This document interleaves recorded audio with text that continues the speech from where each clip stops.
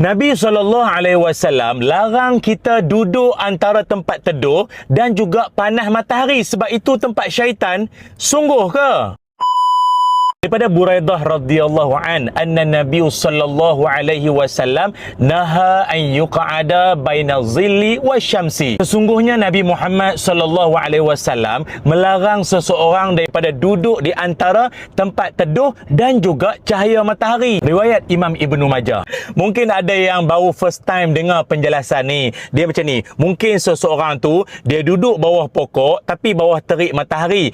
Daripada kepala sampai ke badan di bawah teduh pokok, di bawah bayang-bayang pokok, tapi daripada badan sampai ke kaki kena panah matahari, macam dalam gambar ni. Atau nak senang faham, sebelah badan panah, sebelah badan teduh. Dalam riwayat yang lain, sahabat Nabi Muhammad SAW menyebutkan naha an yajlisa baina dhihi wa zilli wa qala majlisus syaitan. Nabi SAW melarang seseorang yang duduk di antara teduh dan juga panas, maknanya dia duduk antara tempat teduh dan juga panah matahari, maka baginda bersabda itu adalah tempat syaitan. Ini bermakna kalau kita asalnya berteduh di bawah pokok, teduh sepenuhnya, kemudian bila matahari itu bergerak dan kemudian kita dah mula panas sikit-sikit, kaki kita dah mula panas atau dah naik sikit, kita kena beralih pergi duduk di bawah teduhan pokok yang teduh sepenuhnya. Jangan sampai separuh-separuh, separuh teduh, separuh panas. Imam Al-Munawi rahimahullah ketika mensyarahkan hadis ini mengatakan kerana keadaan tubuh kita yang terdedah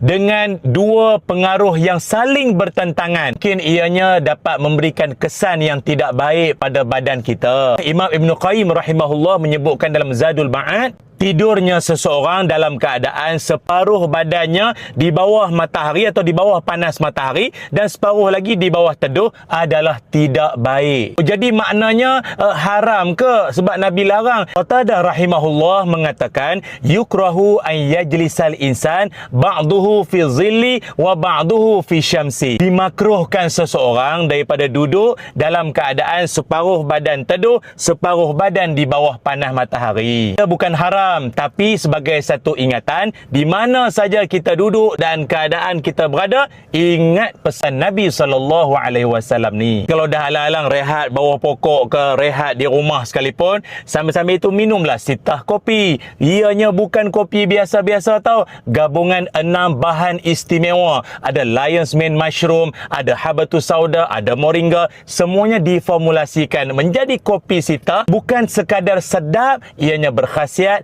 dan senang nak diamalkan.